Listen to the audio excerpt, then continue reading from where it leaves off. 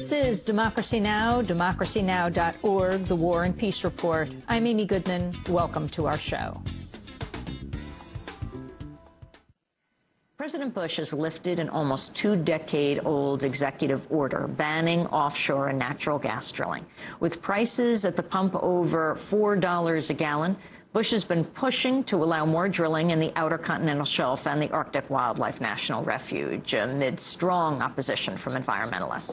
The executive drilling ban was issued by President George H.W. Bush in 1990.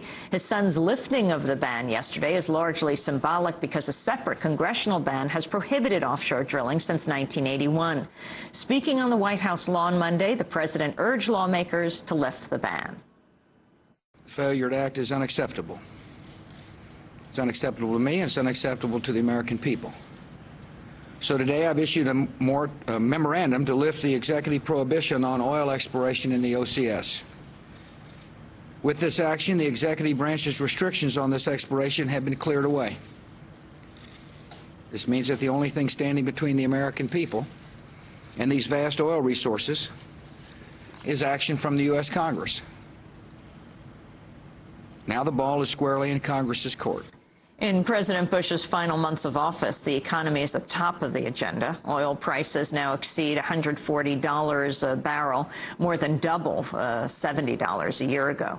The high cost of oil has helped exacerbate the global food crisis that threatens to push over 100 million people below the poverty line due to rising food prices. This all comes amidst an ongoing housing crisis, with the U.S. Treasury and Federal Reserve unveiling sweeping steps to possibly bail out the nation's two largest mortgage lenders, Fannie Mae and Freddie Mac. Amidst these multiple crises, how best to understand government policies being enacted? Naomi Klein is the author of The Shock Doctrine, The Rise of Disaster Capitalism. The book is out in paperback this month. It was first published in September. And in some ways, much of what Naomi writes about in the book is more relevant today. Naomi Klein joins us in our Firehouse studio for the hour. Welcome to Democracy Now! Thank you, Amy. Food, fuel, housing, climate change. Talk about these crises. First, start with oil. Yeah, there really is a kind of a tsunami of shocks facing not just the economy, but people's lives, people's real lives. They're all intersecting. They're making each other worse. And I think we really are seeing some very live examples of what I write about in the book, which is how there is a strategy, and this is what I mean by the shock doctrine. There is a clear political strategy, and has been for several decades, to exploit these moments when people are desperate for quick fix solutions, and more inclined to believe in a kind of a magical cure, to push through very, very unpopular policies that don't actually solve the crisis at hand, that don't actually help people, but are incredibly profitable for multinational corporations. And I think we are seeing a very vivid example of this with this speech from George Bush yesterday, where he is taking a very real crisis, which is demanding complex and profound changes in the way we live and the way we organize our economy, but particularly in the need to diversify our energy sources. And I think there's a tremendous actual amount of support for this idea from the public. And he comes in, and I call him in my recent column the extortionist in chief. Basically what he's saying is he's holding the country ransom. He's not taking any of these long-term policy routes to dealing with climate change, to dealing with high oil prices. It's just let us drill, or nobody can go on summer vacation. And he's selling a myth, which is that by allowing drilling, the price at the pump is going to go down, which is really interesting because just yesterday, in response to Bush's announcement, oil went up, and oil futures went up. And so the price of oil is going to keep going up. How long would it take the oil drilled offshore, if he succeeds in getting his father's ban reversed, to get into the supply? Well, first of all, I think it's really important for people to understand that we are being subjected to an incredibly aggressive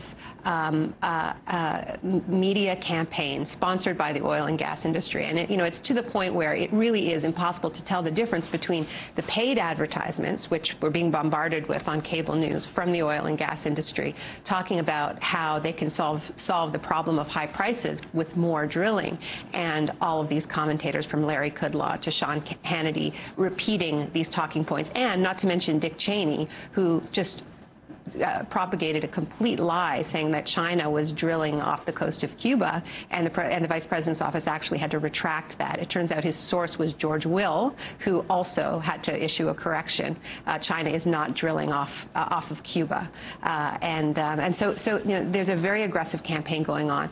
The reality is it would take between 5 to 10 years to see any of that oil. Everybody admits this. Everyone knows this. You have to do the exploration, then you have to build the rig, which takes a huge amount of time. So it takes we're talking about as long as a decade to see any of this oil. So when you press people who are selling this drill in Anwar, more offshore oil drilling, also drilling into the shale in places like Montana, what they actually say is that the reason why it will lower prices at the pump, soon, this summer, is because it will send a message to the stock market. It will send a message to the oil speculators that more supply is on the way. So essentially what they're saying is, let's play the market. Let's collectively play the market. And that's why it's significant that yesterday, in the face of Bush's announcement, and it was a significant announcement because it was a real indication of the seriousness of this administration to really make this their final push in office. And they could well win, because this media campaign is really bringing public opinion on side, and we know that the Democrats are pretty weak in the face of that public opinion, and the only thing that they can fight this with is with real commitment to green policies, and don't hold your breath. What does this offshore drilling, lifting the ban, how would you relate this to what's happening in Iraq right now and what's happening at the oil ministry and the pushing through the permanent occupation that the Bush administration is pushing hard for? Well, I think we're seeing the Bush administration in its final months just handing out a series of gifts to the oil and gas industry, both at home, pushing for opening up the Arctic National Wildlife Refuge, and then in Iraq, the biggest prize of all, which is allowing foreign multinationals to gain control over Iraq's oil fields. And we've seen a two-stage process now, and it isn't over yet, where first there was the short-term service agreements, no-bid contracts that were announced. They haven't been signed yet, but they're going to the big oil companies that were kicked out of Iraq in the 70s. They're coming back. Explain how that works, these no-bid contracts, how it is, who's signing these contracts. Okay, well, at the moment, Iraq does not have an oil law. So Iraq can't sign long-term exploration agreements, although they are doing it in Iraqi Kurdistan, and we've heard about this with Hunt Oil. But those are illegal contracts. They're very precarious. There could be future expropriations. It's really risky to go that route because there isn't a law. And we know it's been a major push of this administration to get the Iraqi parliament to accept a U.S.-backed oil law. This has been sold as a symbol of Iraqi unity. It's not the way it's seen in Iraq. In Iraq, the reason why it has been years in resisting this oil law is because nationalizing the oil in Iraq was the centerpiece of the anti-colonial struggle, as it was in neighboring nations and throughout the Arab world. And it is not just a pro-Saddam idea. It is not just a Ba'athist idea. It's the core of Arab nationalism. And that victory is being protected by many political forces in Iraq, and most notably by the oil workers' unions in Iraq, who said, we don't need these foreign multinationals to get the oil out of the ground. We can do it ourselves. We can bring in technical support without giving away management control, without giving away ownership control. And I mean, let's stress here that unlike the oil offshore, unlike the shale, this is very difficult oil to extract. It's extremely, it requires a huge amount of technology. It requires a huge amount of investment, and that's part of the problem with what the Bush administration is selling. That the oil companies need the price of oil to stay high in order for it to be economically viable to do these, to get oil out of solid rock, for instance, which is very hard, very expensive. Offshore oil drilling, also very, very expensive. You have to build the rigs and so on. Iraq, no. Iraq, stick a straw in the ground and suck. I mean, this is incredibly accessible oil. And Iraqis actually know how to extract this oil themselves. So this idea that they need these foreign multinationals to come in is yet another myth. And not only have companies like BP and Texaco been offered these no-bid contracts, but what's strange about it is that they're service contracts, and these are not oil service companies. So what's significant about these contracts is that they appear to be giving these oil companies the right of first refusal on future more significant contracts. So 1 week after these smaller service agreements were announced, the Iraqi oil ministry announced that they also will be handing out longer-term management agreements, which will give oil companies the ability to manage existing fields in Iraq and hold on to 75% of the worth of those contracts and leave only 25% for Iraqis, which is absolutely unheard of in the region, where 51% for the country is the baseline for new exploration, for new fields. These are existing fields. They're already working. The technology is already there. And these foreign companies are going to be taking 75% of the worth of those existing fields in Iraq. So it's daylight robbery. It's armed robbery, actually, Amy. We're talking to Naomi Klein. Her book is just out in paperback, The Shock Doctrine, The Rise of Disaster Capitalism. We'll keep talking about oil. She's a Canadian journalist, so we're going to find out about, well, the largest supplier of oil to the United States. No, it's not Saudi Arabia. It is Canada. And, well, Naomi's just back from China, so we also want to find out what she's been investigating there, what she says is the building of police state with the help of U.S. military contractors. And we'll find out why she's suing the U.S. government. Stay with us. Radiohead. Our guest for the hour is Naomi Klein, the award-winning journalist and best-selling author. Her book, The Shock Doctrine, The Rise of Disaster Capitalism, is just out in paperback. It's being translated now into 25 languages. And by the way, she's speaking here in New York at Barnes & Noble Union Square tomorrow night at 7 p.m. We're talking oil, Naomi. How is it that the oil prices are, well, among the highest they have ever been, and yet so are the oil company profits? ExxonMobil, Chevron. Why? Well, they have a captive market, and the fact that the price is high means that they're earning more profit. But supposedly the price is high because it's harder to get, not to give them more money. There's a speculative bubble going on right now, and this market is being played. I mean, I think this is really the new bubble, actually. It's replacing the housing bubble. And, you know, anytime anything bad happens in the world, that's the indication for speculators to drive the price up. It happened yesterday. Bush announced that he would be opening up to offshore oil drilling. But at the same time, there was an oil strike in Brazil, so the price of oil went up. So everything drives the price of oil up. I think it's really a classic bubble. Certainly there are some supply issues, but I actually don't think that is the main reason why the price of oil is going up. You're from Canada. Talk about Canada being the major supplier of oil to the United States. I think most people in this country would not understand this, and I also want to talk about ANWR, the Arctic National Wildlife Refuge. Well, it's really striking because in all of these discussions, and we heard this just now from President Bush, it was we need to drill it offshore to get away from our dependence on foreign oil. And there is still an overwhelming perception that most of the oil in the United States is coming from countries like Saudi Arabia. There has been, since the invasion of Iraq, and this is the period where the price of oil has skyrocketed, this has already changed. The number one supplier of oil to the United States is not Saudi Arabia, it's not Mexico, it's Canada. And it has all of the elements that these new initiatives that are being proposed, offshore, ANWR, shale, possess. It's close. It is an absolutely secure source of oil for the United States, and the reason for that is because locked into the North American Free Trade Agreement, locked into NAFTA, is a clause that we Canadians are really not very pleased with, which actually makes it illegal, impossible under NAFTA for Canada to turn off the tap, even if we face an oil crisis and are not able to supply oil for our citizens. We have to keep supplying the United States. So it's a legally binding agreement that this tap will stay open. So Canada is now the number one supplier. And the other thing that it holds in common is that it's ecologically devastating, what's going on in Canada, because the majority of this new oil coming to the United States is coming from the Alberta tar sands, which are often called the oil sands. We call them the tar sands because it's a more accurate description, and this is another oil industry talking point to get you to stop calling it the tar sands and start calling it the oil sands.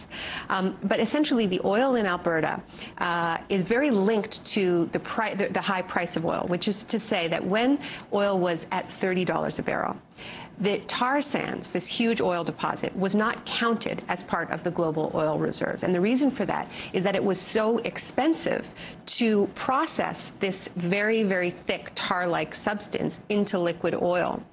It cost between $25 and $30 a barrel. So it just didn't make sense to count it as part of the global oil reserves, because who was going to make the investment required if they were obviously not going to get a return on their investment? So once the Iraq War started and the price of oil started skyrocketing, oil was discovered in Canada. Everyone knew it was there, but it became part of the global oil reserves. And more than that, it is now counted as the largest oil deposit in the world. These are the tar sands. And you know, I would argue that that this oil should be left in the ground.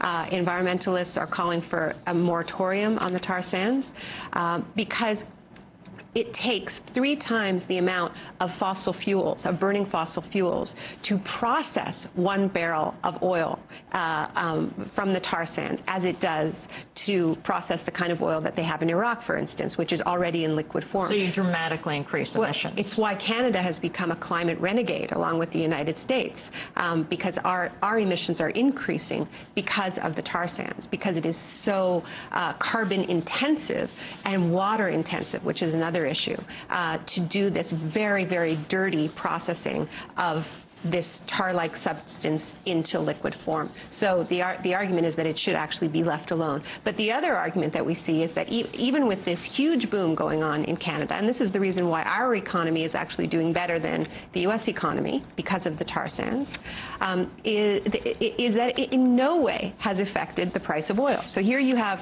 a paradigm to look at what is being proposed right now with ANWR, what's being proposed with offshore, what's being proposed with shale. We can see it right now in Canada, and as this huge boom is taking place, the price of oil has gone up month after month after month, and it has had absolutely no effect on the price at the pump.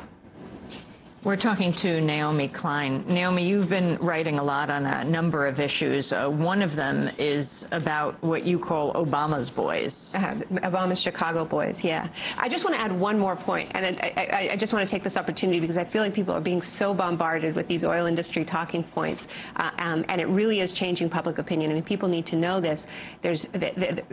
Polls are being commissioned that are finding that 67% of Americans support offshore oil drilling because they think it's going to lower the price at the pump. What's actually going on is the oil companies may not even bother drilling. What they're doing is they're stockpiling leases. And what that means is that the oil companies will have a much greater control over the oil supply. When the oil companies have a much larger control over the oil supply, they can turn it on and off. They can control price.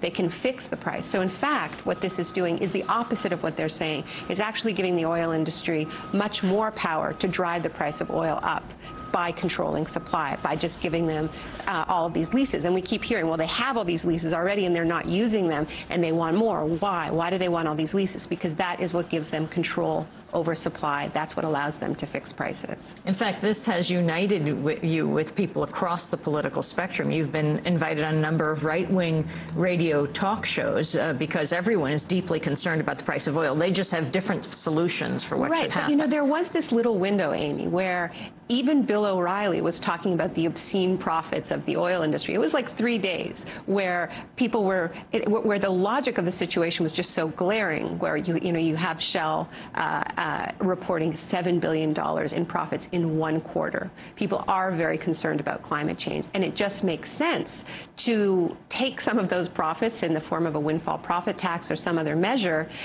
and because these are the companies that have created this crisis for us, and using this moment, and let's remember But this is what countries around the world are doing. They're using this moment of high oil prices to invest in alternative energy and alternative infrastructure. The way to make solar and wind work, is not just to do venture capitalism for startup solar and wind companies.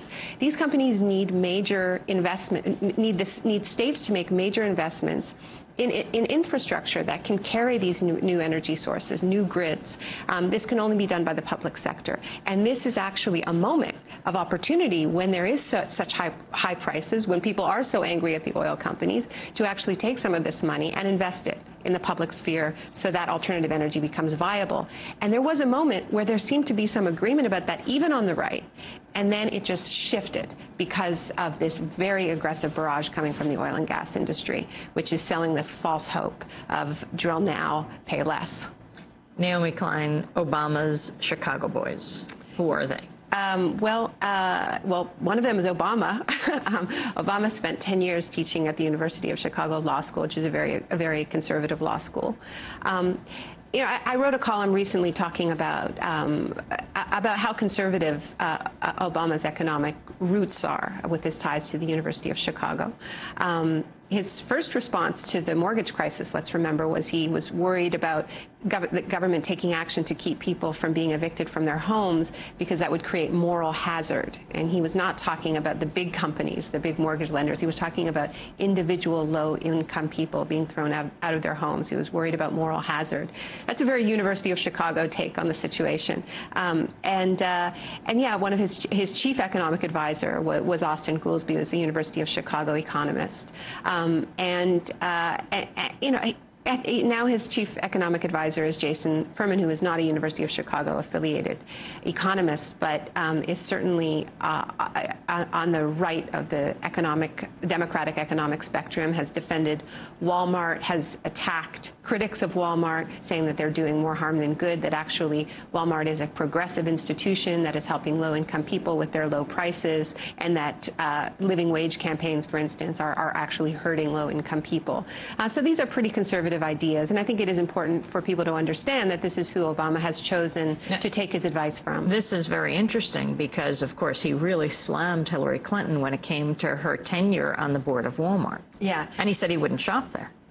It's true. He said both of those things, and it is a political campaign, and we're seeing a lot of double talk on these issues. Austin Goolsbee, for instance, got himself into some trouble after he met with Canadian consulate officials, and they left that meeting with the distinct impression that he had told them that they shouldn't listen to what Obama's saying about NAFTA and renegotiating NAFTA for labor and environmental standards because it's just an election campaign.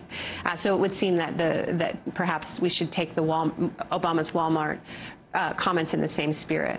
But, my message on... And yet you have him speaking, Obama himself, being quoted in Fortune magazine after he had said that whole, what became a sort of little scandal there with Goolsbee going to the Canadian consulate at the time when he was going through the states where labor was stronger, where he was really slamming NAFTA, saying this wasn't true, that he was telling them, don't worry, it's just overheated rhetoric. And then he said that precise thing, Senator Obama himself, in Fortune.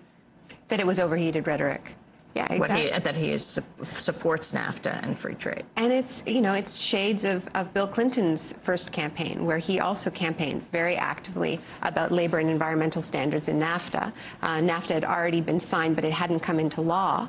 And then there was a turnaround, and there was a turnaround in the transition period after the election, but before he took office, where there was a sort of fateful meeting, and I think the fear is that some of the same people, like Rubin, responsible for Rubinomics, which turned into Clintonomics, which was the Democratic full-scale embrace of the ideology of privatization and so-called free trade, that this same sort of group of people are now surrounding Obama, and Jason Furman is a Rubin protege, and worked with him at the Hamilton Project, which is a sort of sub-think tank of the Brookings Institution, which emerged a few years ago to prevent the Democratic Party from embracing what they saw as populist economic policies, the centerpiece of which would have been a re-examine of the ideology of free trade, which is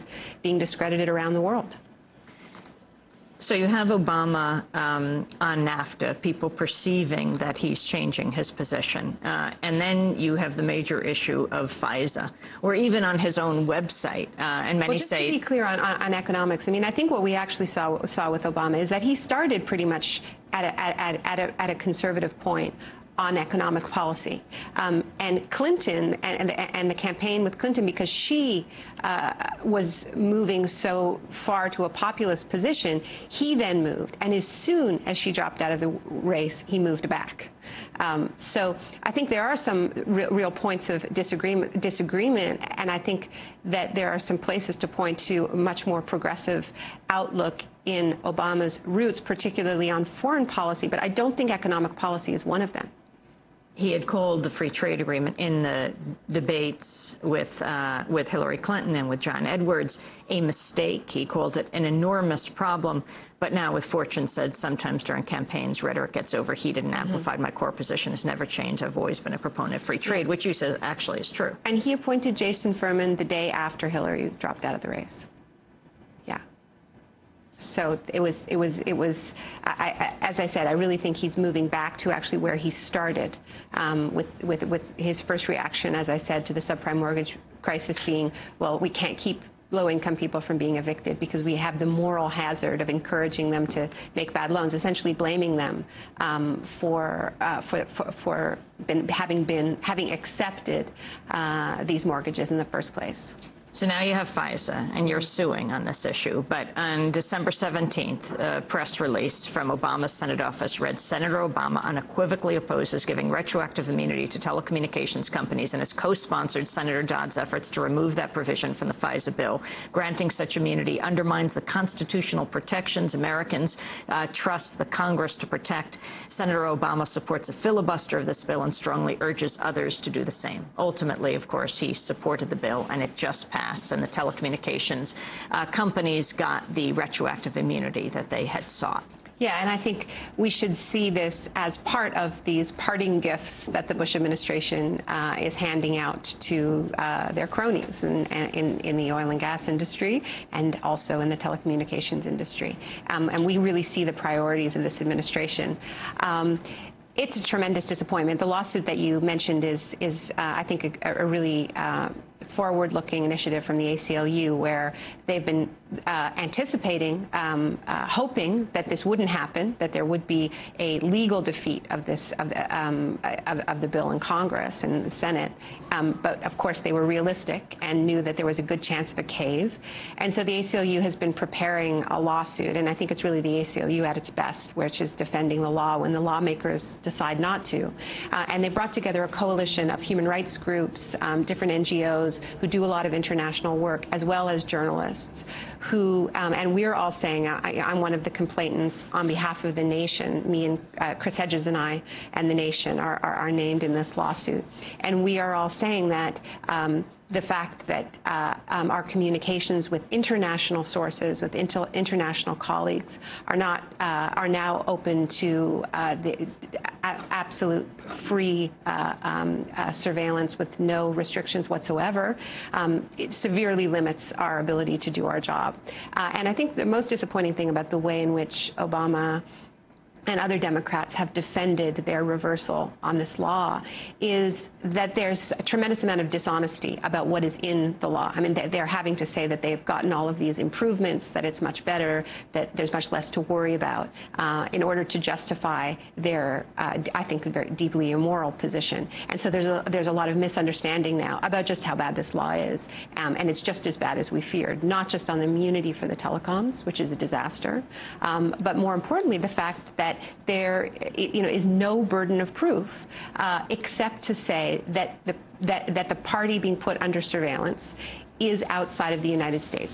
So if I'm communicating, I'm in the United States and I'm communicating with somebody in Argentina, the government does not have to prove that they have reason to believe that that person in Argentina is affiliated with a terrorist group, is a suspected terrorist, has information about terrorism. All they have to prove is that they are not an American.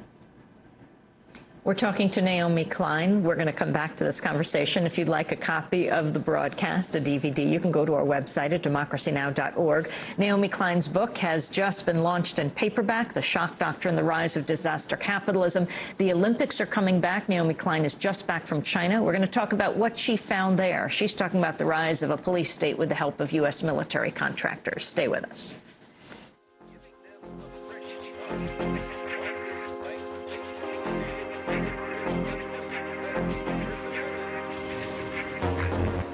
Collective trauma, a war, a coup, a natural disaster, a terrorist attack puts us all into a state of shock.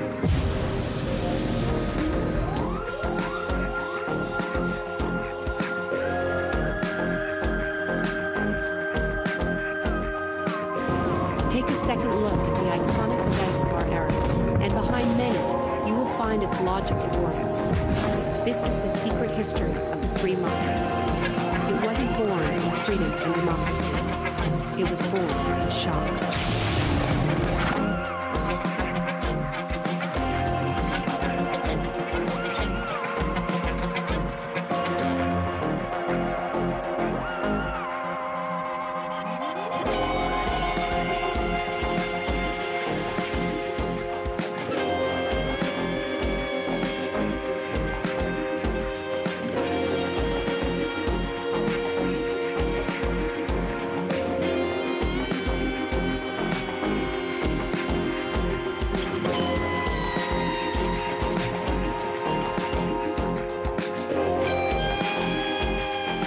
CS9 Shock Doctrine with video from the short film The Shock Doctrine by Naomi Klein and Alfonso and Jonas Cuaron. For our radio listeners, you can see it at our website at democracynow.org. Our guest is Naomi Klein. Her book is just out in paperback. It's called The Shock Doctrine, The Rise of Disaster Capitalism. We were talking about Obama changing or not his positions. Also have to talk about Iraq, both Obama and McCain, and then we're going to go to the food crisis as well as China, what's happening there. Mm-hmm. Well, on Iraq, Obama does not have a plan to end the occupation. He has a plan to downsize the occupation slowly. He's been clear that he wants to keep the green zone intact. You've covered this extensively on the show. And that means, as Jeremy Scahill has made clear, and that means that they have to keep Blackwater in Iraq. I think that the point of this is not just to bash Obama. I mean, the point I've been trying to make is that Obama needs more than superfans. He needs pressure from his base because he has all the energy of the anti-war movement and the anti-war infrastructure. I mean, you've got groups like Move On that really built their infrastructure out of the huge anger and desire for change around Iraq.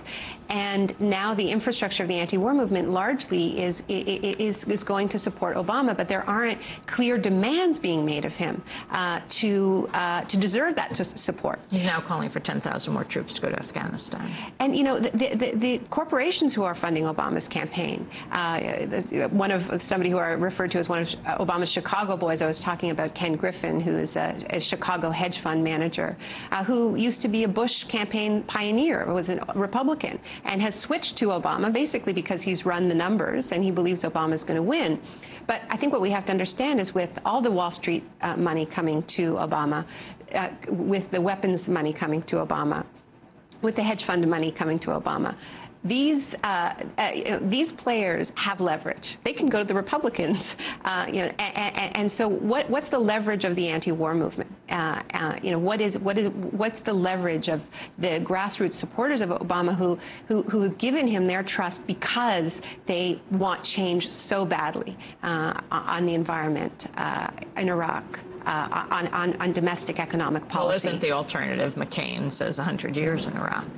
Well, that's the alternative, and I think this is part of the problem of this two-party system. And I saw Ralph Nader recently, and he said, progressives and liberals don't know how to play poker. There has to be somewhere to go, and I think that's part of it. But I don't think it's just about third parties. It's also about having independent movements that provide conditional support to candidates, and not this sort of blank check, rock star, will support you no matter what. Well, of course, people do have someplace else to go, which is, we've seen it over and over. The American people have made it very clear. Stay home. Stay home. That's true, and that's a credible threat. But I think Obama needs to hear a much more conditional, much more critical, much more demanding kind of support from his base, because his base is far to the left of the types of policies that we're seeing and that we're talking about here, whether it's the mortgage crisis, whether it's NAFTA, or whether it's Iraq.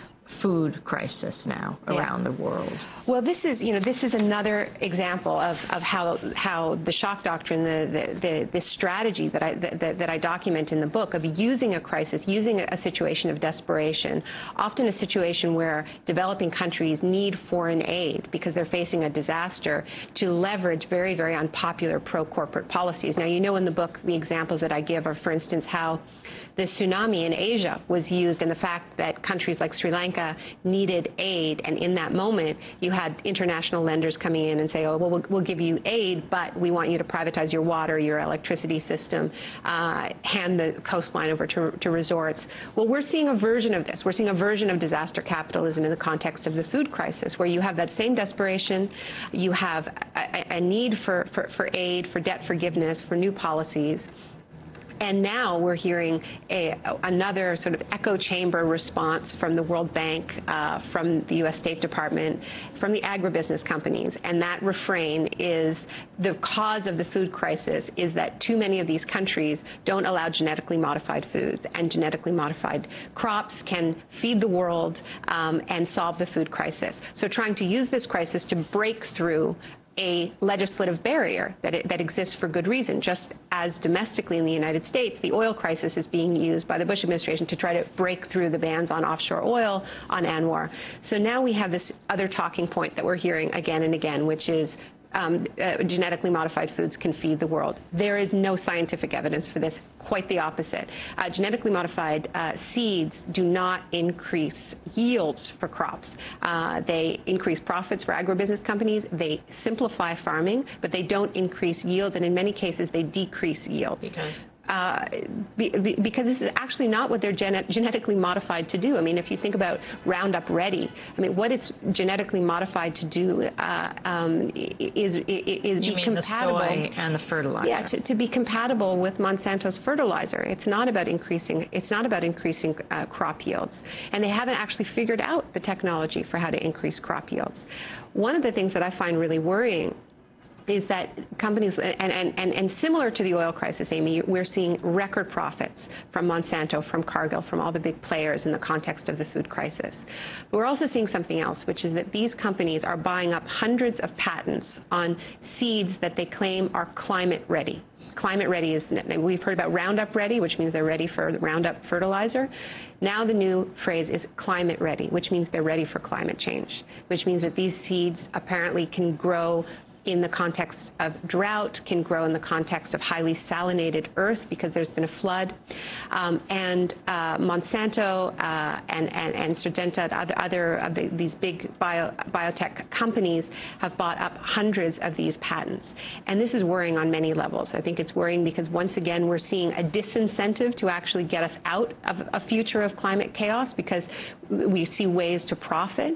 But then when we look at how aggressively we know a company like Monsanto protects its patents when it comes to their Roundup Ready seeds, the suing of small farmers, the surveillance of farmers. There was an incredible story recently in Vanity Fair about the heavy-handed legal tactics and use of private security, just harassing farmers who dare to save their seeds from one growing season to the next, breaking Monsanto's patent.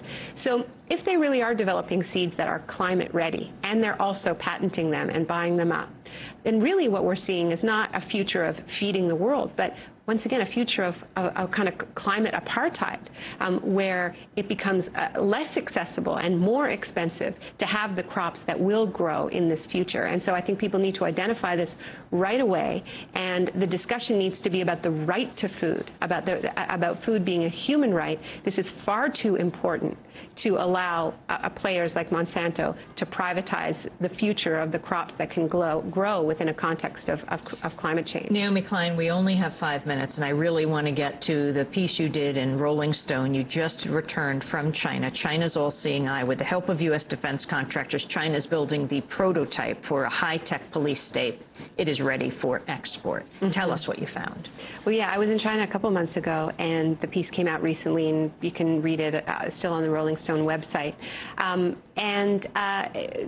concentrated on the Pearl River Delta, on the city of Shenzhen. And, you know, this is the part of China that is really the, I guess, the sweatshop to the world, the workshop to the world. This is where probably half of everything most of us own is made. Hundreds of thousands of factories, a lot of technology, a lot of garments. It is now a new, it's always been a laboratory for this manufacturing model, for the globalization manufacturing model. And it was born as a laboratory. The city of Shenzhen didn't exist in 1980. It was a collection of fishing villages, and now it's a city of more than 12 million people. And there's a new experiment happening in Shenzhen where a high-tech police state is being built. And there are hundreds of thousands of CCTV cameras, of surveillance cameras in the city. There are plans to have 2 million cameras in the city of Shenzhen, and to network them, which is the key, so that they're all part of the same network. They can be monitored from a centralized police location. And it isn't just the cameras on the streets, it's cameras in internet cafes, cameras in private restaurants, so a total convergence between the private and the public when it comes to putting the people under surveillance.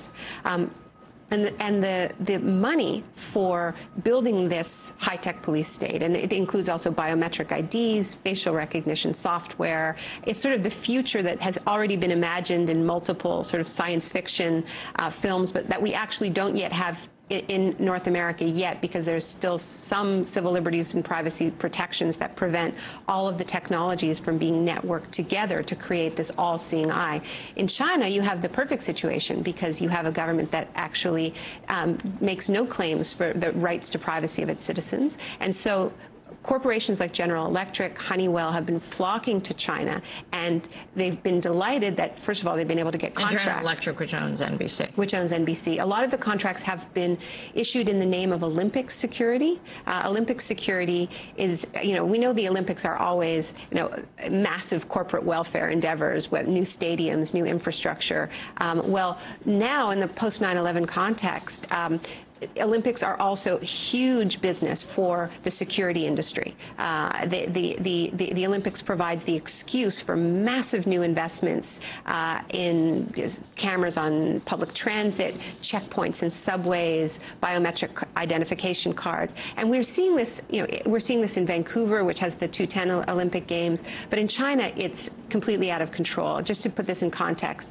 the estimate is that China is spending $13 billion in the name of security for the Olympics. And let's remember, all of these toys that are being sold to the Chinese government by companies like General Electric are staying after the Olympics ends to be used against the domestic population. So it gets installed in the name of protecting the athletes, protecting the foreign dignitaries, but it stays and it is able to be used against the local population. And I think in violation of the sanctions policies that were passed after the Tiananmen Square massacre, which actually made it illegal for American companies to sell police equipment to the Chinese government, precisely because it can be used to repress the population. But now, because it's being packaged as anti-terrorism security in the context of an international event, they've sort of found a backdoor way into it. But yeah, once again, to put it in context, Amy, and I know we're running out of time, $13 billion for Olympic security in Beijing this summer. The first Olympics after 9/11 were in Athens, and they spent $1.5 billion. So since Athens, the increase in security spending has gone from $1.5 billion to $13 billion. You talk about Police State 2.0 not looking good from the outside, but on the inside it appears to have passed the first major test. Right, and that was a reference to the ways in which these technologies were used in Tibet during the crackdown against protesters and riots. What we saw is that the Chinese government really let the riots get out of hand in Lhasa. And what they did is they just concentrated on filming, so there was a lot of violence, and the CCTV cameras that had been installed in Lhasa, the closed-circuit TV cameras, also the police and military did a lot of their own filming, and then they cut together this sort of Tibetans Gone Wild videos, and that's what passed for journalism, because of course they kept the foreign journalists out of Lhasa, and so it was just the surveillance footage that they showed to the world to try to turn public opinion against the Tibetans. But more than that, we also saw the ways in which the internet companies cooperated with the Chinese government. So they used the surveillance cameras to extract photographs and made a most wanted list of 21 Tibetans who they wanted to arrest, and then those wanted lists were posted on all of the portals in China, including briefly Yahoo's portal and MSN's portal. And what does that mean? They posted them and then? And then they took them down because of course, there's been a lot of controversy about American companies like Google and Yahoo and Microsoft cooperating with the Chinese government to go after dissidents and so on. So they've been called before Congress on this. It's been a public relations disaster for Yahoo, and this was another example of that kind of cooperation. Well, as we move into the Olympics, we're going to have you back, Naomi. Thank you so much for being here. Her book is called The Shock Doctrine: The Rise of Disaster Capitalism, just out in paperback if you'd like a copy. That does it for our program, Democracy Now! I'm Amy Goodman. Thanks for joining us.